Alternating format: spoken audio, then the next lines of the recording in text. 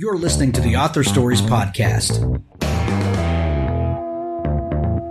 bringing you the story behind the stories and the storytellers. Margaret White, Terry Brooks, Sheena Kamal, Matthew Quick, JT Ellison, Walt D. Williams, Brad Ford, Corey Dr. O, Brandon Sanderson, Robin Mock, Ernest Klein, Jim Butcher, Charlene Harris. Visit hankgarner.com for archives of all the shows. Today's guest is... Well, thanks for joining me again for the Author Stories Podcast, where I bring you the story behind the stories and the storytellers. Today, I'm super excited to have Julie Dow on the show with me today. She has a phenomenal new book. It's called The Mirror, Broken Wish. And this is the first book in a new series that is so good. You guys are going to love this book. Welcome to the show, Julie. Thank you so much for having me, Hank. I'm excited to chat to you today. I'm excited to have Julie on the show with the same question. And that question is, what is your first memory of wanting to be a writer or storyteller? My first memory would definitely be writing my first novel, and I use this term very loosely. I wrote my first novel, in quotation marks, in the 4th grade when I was 9 years old. And I still have this purple spiral-bound notebook with all of my pencil illustrations, very poorly done, and this ridiculous story about my friends coming over for a sleepover. And I tried to pawn it off to my classmates. I remember typing this up in my dad's super old computer and printing out copies to sell for 25 cents to my classmates, none of whom wanted to buy it. But, that was my first foray into what would become a lifelong passion. That is so amazing. I love these stories that people tell me of, being a youngster and creating books of their own. And there's, do you remember when you realized that? Okay, let me back up just a little bit. There's this time when you're a youngster and you go to a bookstore or the library and you just see all of these books and, in your mind, you just kind of assume that books always were, always have been. And then there's something that happens when you realize that these things are created by people and people make up these stories and then other people bind them together and then other people put them on shelves in bookstores and libraries. And, something happens in a youngster's mind where you realize, well, if other people do this, then I can do this. Do you remember when you had that realization you could create these things? Well, I remember that there was a writing contest in my town where I grew up where they were encouraging kids my age to write stories. And at this point, I had spent most of my childhood reading fairy tales, reading everything that was given to me by librarians and booksellers. And seeing this contest spring to life, seeing kids write their own stories, that made me realize that, wait a second, I could do this too. I could jump into actually creating the stories, because books for me, anytime I walked into a library or a bookstore, I felt like I could open the covers and just fall into a different world. And the idea of doing that for someone else, of bringing them into a story that I created, was kind of overpowering and exciting, because it's a way to reach out to other people. And, my first novel was very much a way of doing that when I was 9 years old. I wanted to get people excited about my story the way that I got excited about the ones that I was reading. So, Julie, there's one thing to be a youngster that has her eyes set on becoming a writer and becoming a writer that other people, want to go to bookstores and buy books from. And then there's the point in life where you become the writer and you do have books out in the bookstore. But a lot of times there's interesting things that happen between those 2 points, and this thing of life and paying bills and all of this stuff kind of gets in the way. What was your path to becoming a writer? Was it something that you intended to pursue, or was it more of a circuitous route? Definitely circuitous. My path was certainly non-traditional. I had always been encouraged to write by my parents. I upstate New York, the oldest of three kids. And my parents are Vietnamese American immigrants. So they came over from Vietnam in the mid 70s, met and fell in love and had their kids in New York. And they always encouraged me to read and write as a youngster, as a child. They thought it was cute because I was writing my own stories and having fun illustrating stuff. But as I started getting older, getting into my teen years, getting into high school with college looming in the distance, they decided that the creative arts weren't so much a lucrative career they had in mind for me. They wanted me to go to medical school, specifically to be either a heart surgeon or a brain surgeon. So the complete other side of the brain from what I was naturally gravitating toward. So in college, I actually majored in pre-med biology. And I'm going to be upfront with you, Hank. Those were the 4 unhappiest years of my life because I was living someone else's dream. I was doing something that someone else wanted for me while turning my back on this part of me that had come to me at such a young age. And after college, I decided to try to stall medical school as long as I could because I don't really like the sight of blood. And I don't think that would make me a great physician at all. So I decided to get this job in a neuroscience lab, to tap into that biology degree to show my parents that my college degree wasn't for nothing. And so during the day, I would work as a lab tech, just as a lab rat, cleaning out flasks, doing whatever my primary investigator wanted me to do. But then at night and on the weekends, I tried to think back to the last time I had been happy. And the last time I had been happy was when I was writing. And so when I was 21, 22, that was when I started to get back into writing stories. And I actually started by writing fan fiction under a pseudonym. I didn't publish my name. I didn't publish my picture. Nobody knew who I was or what I looked like. I just wanted to see if my words could connect to someone out there. And my fan fiction did really, really well. So I was like, okay, I think I have something here. I think I should try to get traditionally published. And for the next 10 years of my life, it was just trying desperately to break into the publishing industry, which is not instantly a very easy business to break into as an unknown because there's so many people out there writing their stories, wanting to be authors. So it took me 8 years to even get the attention of a literary agent. So it was a long time coming.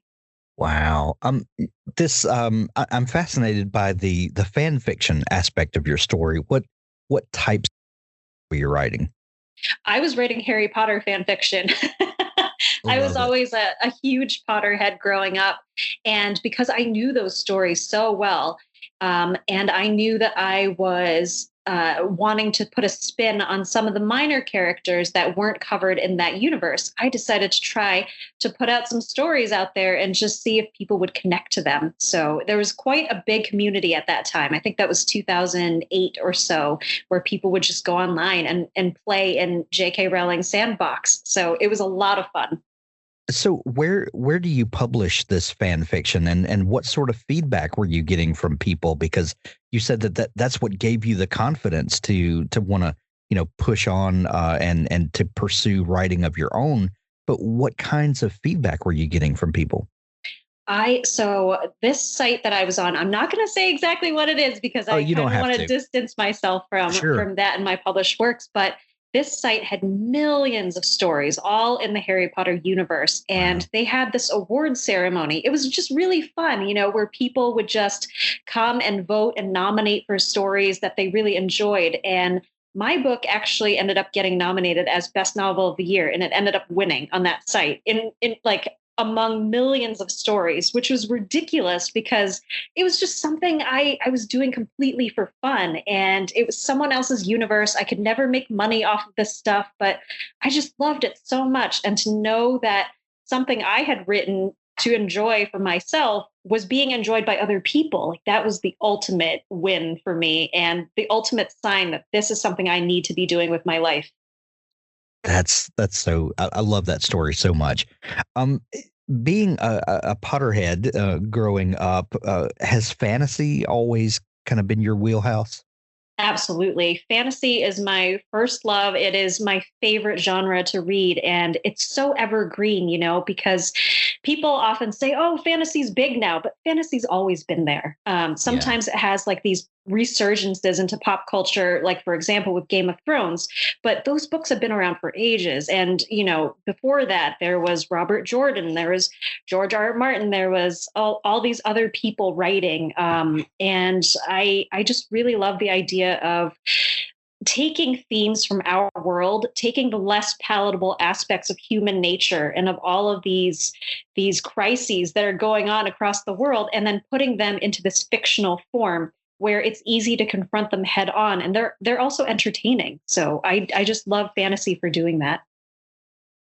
So Julie, I've met lots and lots of writers doing this show, and it doesn't matter what genre a person is writing at the moment. The more I talk to them, there's this thread with just about every writer that I've met, and of course there are exceptions, but the vast majority of writers begin reading fantasy, and for some of them it's Tolkien or C.S. Lewis, and some of them it's George R. R. Martin, or and the names go on and on. And Harry Potter, that's becoming more and more of a staple for writers' influences.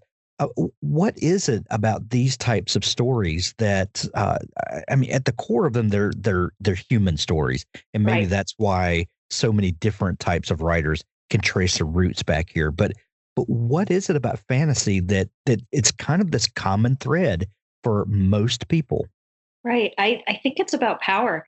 I think it's about most of us are struggling with something in our lives, whether it's big or small, and getting to escape into a fantasy world and connecting to people who seem normal, like normal people like us who are struggling with their own evils, but they get to do it on a large scale. There's something really epic and enchanting about that. The fact that you get to fall into these stories and see people who are just like you overcoming their demons and fighting these massive battles, and just doing it on a much grander, epic scale. And it's fun to imagine yourself too. When I was a kid reading, I always inserted myself into these stories and imagined myself as the hero fighting the dragon or going on this epic quest. So I think it's escapism, and it also gives us hope. Yeah, I think you're right. What so moving on from fan fiction to having the confidence to write stories of your own, and then working to get those stories noticed.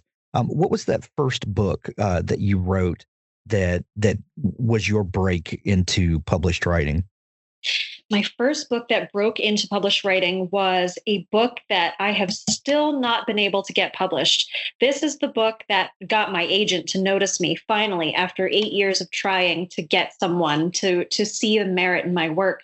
This book, I don't want to talk too much about it because I really love to get it out there someday, but it was young adult.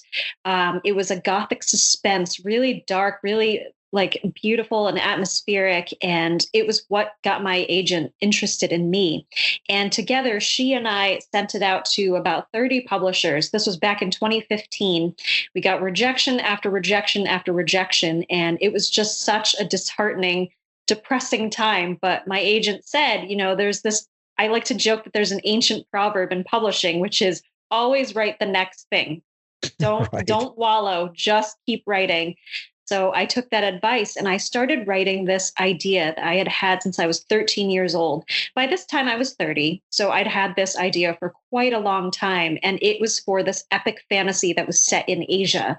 Because as a Vietnamese American, I had never really seen any heroes who looked like me in fiction, aside from, the typical best friend or the sidekick or the evil ninja. So there were certain archetypes that Asians were allowed to fall into, but I never saw them fulfill every nuance of the human experience. And so I started writing this book called Forest of a Thousand Lanterns. It's a retelling of Snow White, but it's set in Asia, as I said, and it's from the perspective of a girl who follows this dark path to eventually become the evil empress, the evil queen of the Snow White tale.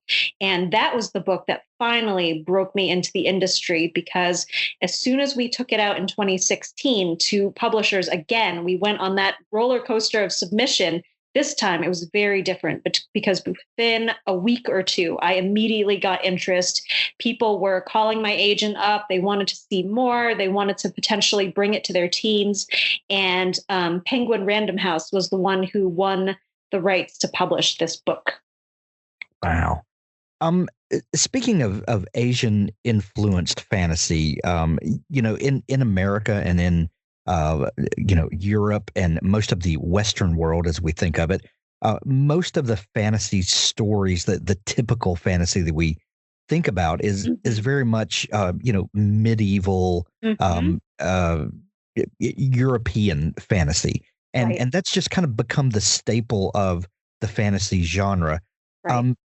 But that's not true for all over the world. There are myths and legends and these fantastical stories that encompass all of the history of these distant lands that are not America.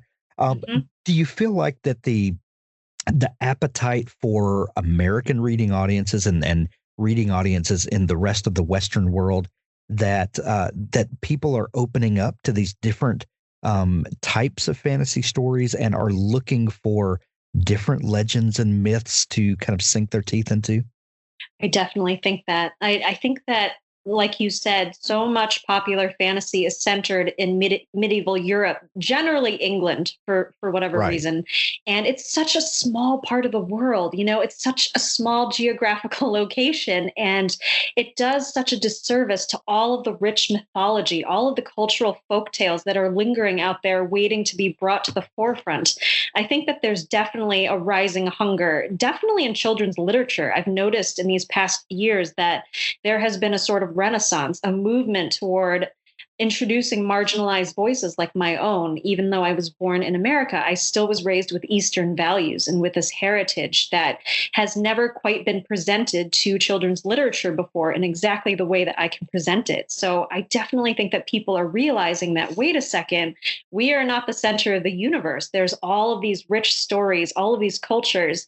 And I think that especially writing for children, books help children learn compassion, because by reading these books, you are walking in another person's shoes. You are learning about different perspectives, experiences that aren't your own. And by learning about all of this richness, that helps them understand that they are not the center of the world. There are other people out there who deserve to tell their stories, who deserve to have their cultures and heritages celebrated. So I think we're moving in the right direction. We still have a long way to go, but we're getting there. Papyrus Author was designed and developed with the modern writer's needs, wishes, and preferences in mind. From big structures right down to tiny details, every single feature of our software has been carefully and meticulously crafted in collaboration with authors. Take charge of your writing with the author interface, which gives you access to different elements of your story, such as characters, backgrounds, and narrative structure. Move sections of your writing seamlessly in the navigator and evaluate the complexity of your text with our expert style and readability analysis. Never worry about losing progress with automated backups. With Papyrus Author, you can be your own writer, editor, and publisher. The world of writing is about to change. Papyrus Author, the word processor for authors, has arrived on the international stage. Unrivaled in its scope, it is the first software suite to unite every single step of creative writing. The vision behind Papyrus Author is to empower everyone with an idea to turn it into a great book for free. A word processing core that matured for over 10 years at its foundation, Papyrus Author goes beyond the text with its intuitive organizing layers for story, characters, notes, and research. The powerful style and readability analysis help raise manuscript quality. The inbuilt publication capabilities take the book directly to the reader with ebooks, docx, and print-ready PDF. Visit papyrusauthor.com to get started today.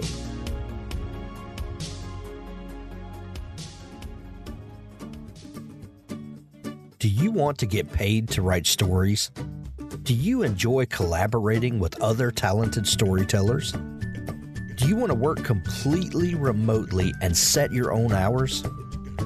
Relay Publishing is looking for writers and editors to work on fiction projects across a range of genres, from thrillers to sci-fi, fantasy, and romance. The Relay process is extremely collaborative, in the same vein as a TV show's writer's room. If you're a story geek then you'll be on a great team. There are 7 ghostwriting positions and 10 editing positions currently available. Please go to www.recruitment.relaypub.com. That's www.recruitment.relaypub.com for more information on how to apply. Join a great storytelling team today. You used the phrase children's literature a couple of times, so I have to ask you about this, because if we go back to Harry Potter, these began as middle grade books or young adult maybe. Then as the series progressed, they definitely were young adult and even to more adult themes. But those books have a worldwide audience of that. People pick up the first Harry Potter book and don't even think, the fact that it was originated as a middle grade book doesn't even factor.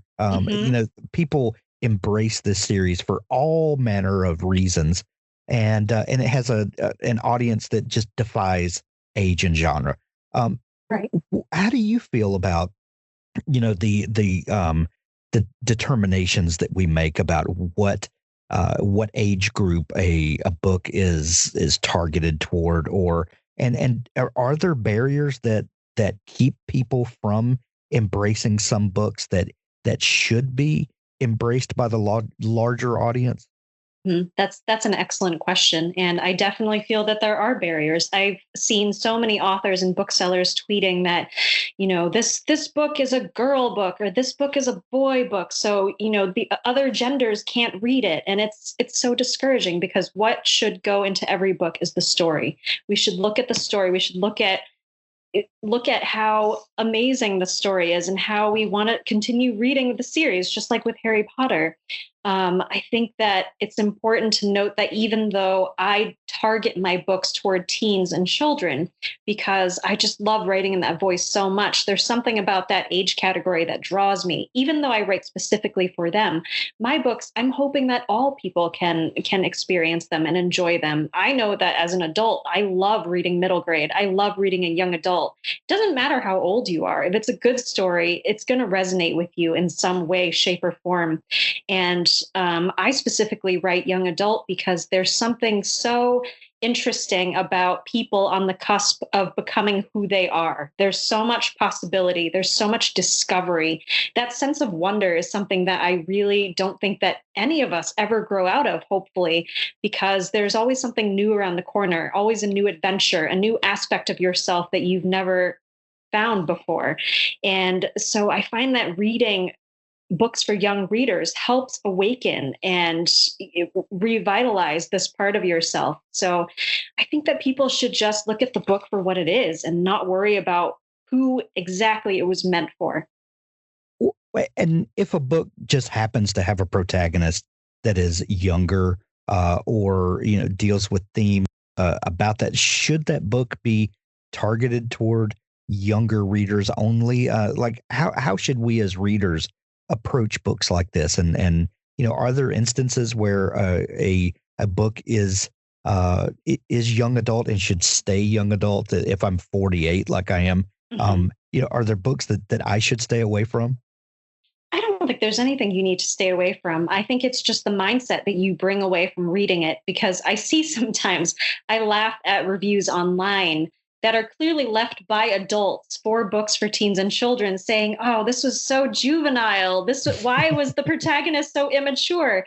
I think that if you read the story and you enjoy it, that's what you should take from it, and understand that maybe these books aren't written specifically for you, but it doesn't mean you can't enjoy it. You can't connect with the characters.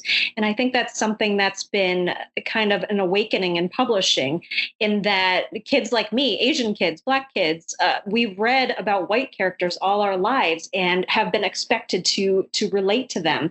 But then now there are some people saying, oh, that's an Asian book with an Asian character. Like, white kids won't relate to that. But no, it's a human. So silly. I know, it really is. And it's a story. It's a human. You have to learn about different perspectives. So I think that when you're reading books that are meant for younger readers, just enjoy the story and just know that it's not for you, but you can still enjoy it, if that makes any sense. What's funny is that the fact that there is so much fantasy that's based, around medieval England, like we Mhm. talked about earlier, the fact that there's so many stories that have come out of that's a testament to the power of fantasy, not the power of the place where it's set. Mhm. And if you think about it in that way, that fantasy is this transcendent sort of thing, then it doesn't matter who we populate the book with and where we set it. We have the opportunity to read a fantastic story. Right. Right. It doesn't matter where it's set exactly. And the fact that this tiny, teeny, tiny country, England, has generated so much fantasy is exactly as you said. It's a testament to the power of fantasy, the creation of these mythologies and these different worlds and rules and magic that you can set anywhere. It doesn't have to be in any specific location. Exactly. So, Forest of a Thousand Lanterns, that led to Kingdom of the Blazing Phoenix to finish out the duology. Is that right? That's correct. Yes, I sold Forest in a 3-book deal. So Kingdom was the follow up to Forest, and it followed the Snow White character, the stepdaughter of the evil queen in book 1, coming back to reclaim her empire with an army. And then after that, you published Song of the Crimson Flower in 2019. What was that book about? So that book was set in the same universe as Forest and Kingdom. As a fantasy reader, I love reading books that are all connected somehow, but don't Sure. necessarily have to be read in sequence. So Song of the Crimson Flower was set in the same world, but it deals with a completely different set of characters, and it draws specifically on my Vietnamese heritage. It's based on this folk tale that my mom used to tell me about a boatman who plays music on the river, and his music makes a princess fall in love with him from the tower that she's listening from. But when she meets him, she decides, oh, no, I don't really want to be with a fisherman after all, or, he's not handsome enough. So she breaks his heart. And it's this tragic folk tale that is very popular in Vietnamese culture. I decided to twist that and make it into a young adult book. So that is Song of the Crimson Flower. I thought of one other question that I wanted to ask you, Julie, about this idea of Western versus Eastern influenced fantasy. Mhm. Are things that a Western reader should prepare for when they read a fantasy story that's more Asian influenced or more Eastern influenced? Are there differences in storytelling style, or is it just setting and character? Well, excuse me, speaking for my books alone, I don't think there's anything that a Western reader has to quite prepare them for because I was raised with a Western upbringing. I'm Sure. Asian American. It's very different reading a book written by someone of the diaspora like myself, who has never had any connection to her homeland aside from her family, and reading a book that's written specifically by an Asian author in Asia. So I think that in my books, you're gonna feel a lot of familiarity with the themes and it's just set in a different mythology, so you're going to see different stories, different folk tales that you've never experienced before.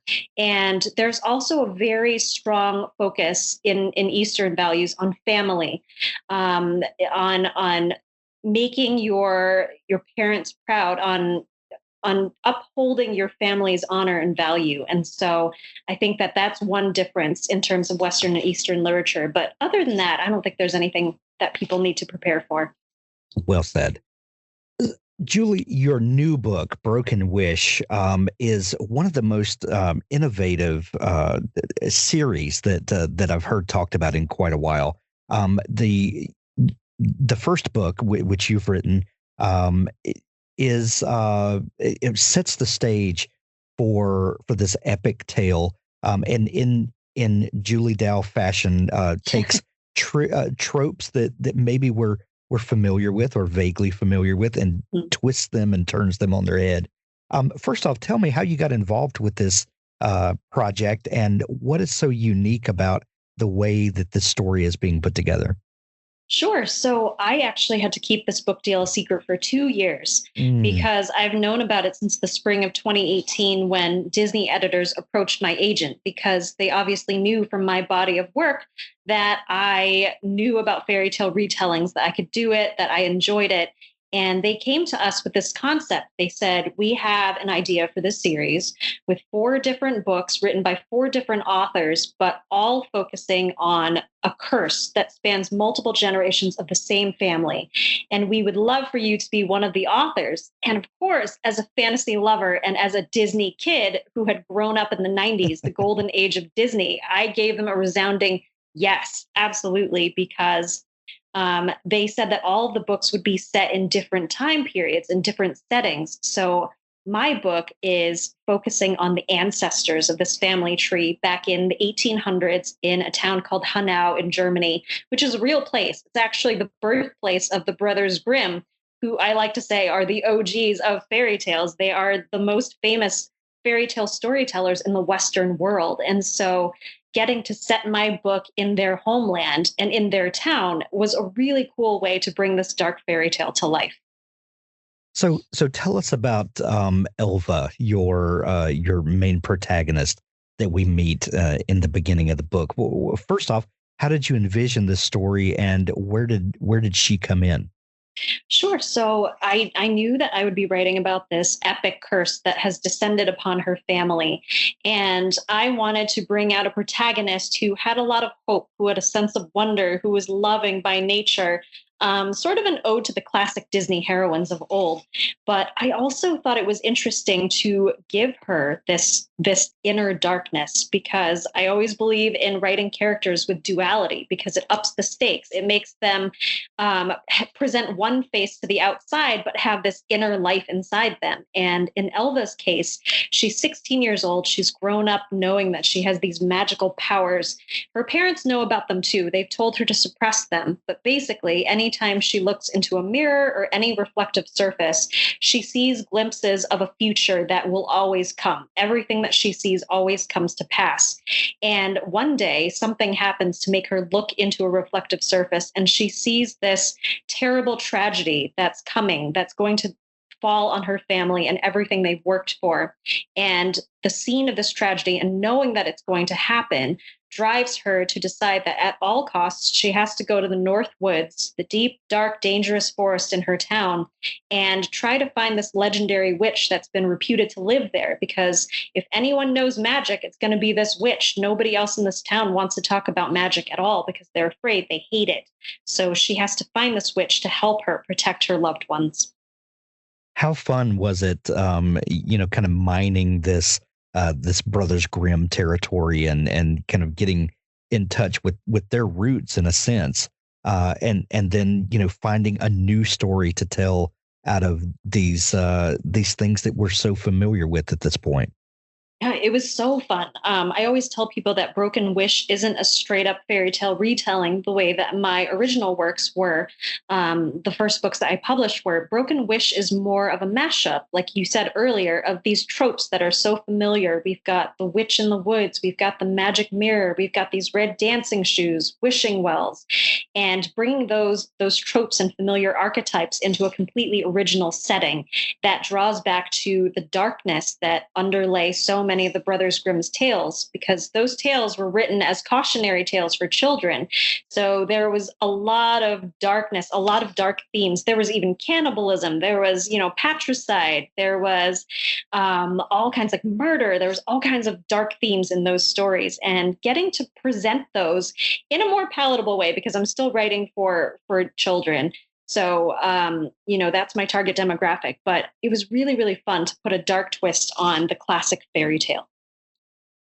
The other authors that are signed on to do the other 3 books, we've got Donnell Clayton, Jennifer Cervantes, who's been on the show before, L.L. McKinney, some of the greatest storytelling voices in this space right now. Yes. When you found out that they were also going to be involved, did you guys trade notes, or was there any sort of collaboration that happened, or did you just kind of drop the mic and leave them to figure out what to do next? Well, when I signed on to the project, I was not allowed to know the names of the other authors. So I had no idea who would be writing the 2nd, 3rd, and 4th books. I just knew that I had signed on. And then eventually, when I found out that Donnell Clayton, who is a New York Times bestselling author, a voice. A Black American brings all of her wonderful experiences to her stories, like the Bells. She's going to have a Netflix special. Like, she's a really big author. I felt very, very intimidated about kicking off a series in which she would be involved. And then, of course, I discovered that Jen Cervantes, who is another huge author, she writes for Rick Riordan Imprints. I felt so overwhelmed and humbled by the fact that I would be writing with these fabulous women. And then L.L. McKinney, of course, one of my favorite new authors. She wrote a Black Alice in Wonderland retelling.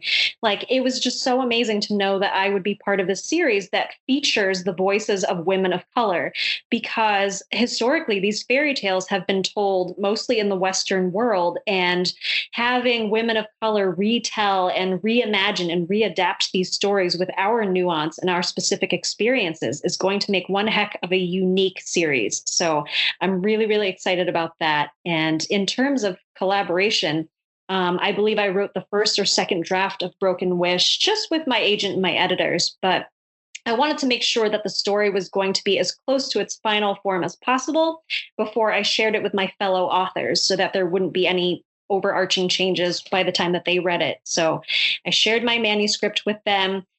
We got onto Skype, we got onto FaceTime. We have this disgustingly long text chain where we would just text each other late at night, freaking out. Danielle a couple times texted at 2 a.m. saying, I broke the family tree. Like, I destroyed everything. So it was really fun because you had that partnership. You had someone supporting you and encouraging you on, and also giving you helpful feedback, because everything I write in Broken Wish is, of course, going to inform what the other authors have in their books, because they're writing about the descendants of this family. So it was a lot of fun.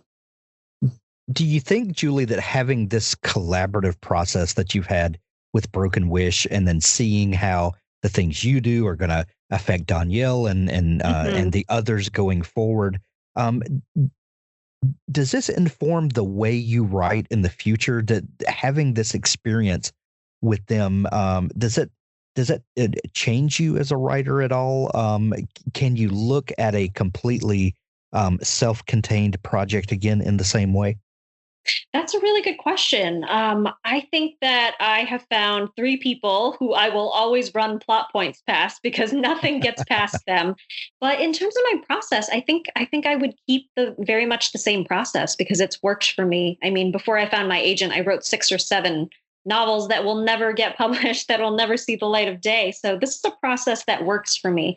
As long as I get to the end product, which is a finished manuscript that will hopefully become a book, I'm going to stick to my process. But definitely I found 3 people who I would love to run future ideas past. I love it. Well, Broken Wish is an absolutely fantastic book that everyone needs to have on their shelf this year. That's for sure. And I can't wait to see the other 3 books that come, from the Mirror series. Julie, we're going to put links to the book in the show notes of this episode to make it easy for people to find. I know it's in Kindle edition and hardcover. Will there be an audio edition of this book and series that you know of? I believe so. I haven't heard anything in that regard, but I believe there will be an audiobook, and I'll announce it on my website as soon as it comes live. We will look for that. I would love to hear a book like this in audio format. That's for sure. But we're going to put links to them in the show notes of the episode. Is there a place that, if people are just discovering you and want to dig into all the amazing stuff that you do, where they can find you online, Julie? Yes, I have a personal website, juliedao.com, and Dao is DAO, and I update it quite frequently with my events, links to my book, information about my books, and I'm also everywhere on social media. I'm on Twitter and Instagram at Julie C. Dao. Great. We'll put links to all those places in the show notes also to make it easier for folks to find you. Broken Wish, the first book in the Mirror series, is out. Available everywhere now when you're hearing this. Thank you, Julie, so much for taking time to come on the show. Thank you so much for having me, Hank. It was great chatting to you. Authors, I have a fantastic new service to tell you about. It's called PubSite. PubSite is a service to help you build your very own website, your home on the web, where you can promote your work and give your fans a place to connect with you. PubSite is a website platform that allows every author, regardless of budget, to have a great-looking professional website developed by the book marketing professionals at FSB Associates. PubSite is the new, easy-to-use DIY website builder developed specifically for books and authors. Whether you're an author of one book or 20, or a small publisher, PubSite allows you to build, design, and most importantly, update your website pain-free. No need to be dependent on a designer or webmaster to make a small but costly change to your website. Save the money and do it yourself. PubSite is the best platform for authors because it's a book-centric platform. PubSite was built just for authors and small publishers. Every design, feature, and layout is book-centric. They have customized designs for you to use. It's easy to build. No coding or HTML is necessary to create a stunning, professional-looking website with all the features you want. Get a custom domain name, yourname.com. It's simple to update. You can add all of your books, add a blog and a book tour, sell from any retailer, manage your email list and social media, and even do e-commerce. Build your website with a 14-day free trial, then pay just $19.99 per month, which includes hosting. And we offer packages starting at $499 to set up the website for you.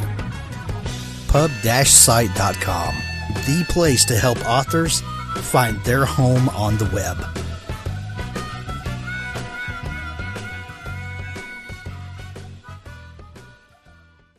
Do you ever wonder if a person's critical thinking comes at the expense of their own happiness? Is it possible to be very happy and still practice excellent discernment? I used to wonder the same thing. Then I discovered the Trouble in Paradise podcast with Nigel Kent and Jasmine Starr, where they laugh as well as think about conspiracy theories and unexplained phenomena without ever getting bogged down in the age-old tug-of-war between logic and feeling. The Trouble in Paradise podcast is a joyful program for critical thinkers who have a sense of humor. Join Nigel and Jasmine as they probe the intriguing and wacky culture of odd occurrences, strange news, and ridiculous coincidences on this hilariously intelligent podcast. Trouble in Paradise on Spotify, Apple Podcast, and Stitcher. Follow at Tipcast239 on Twitter. Trouble in Paradise with Nigel Ken and Jasmine Starr, a happy podcast for critical thinkers like you.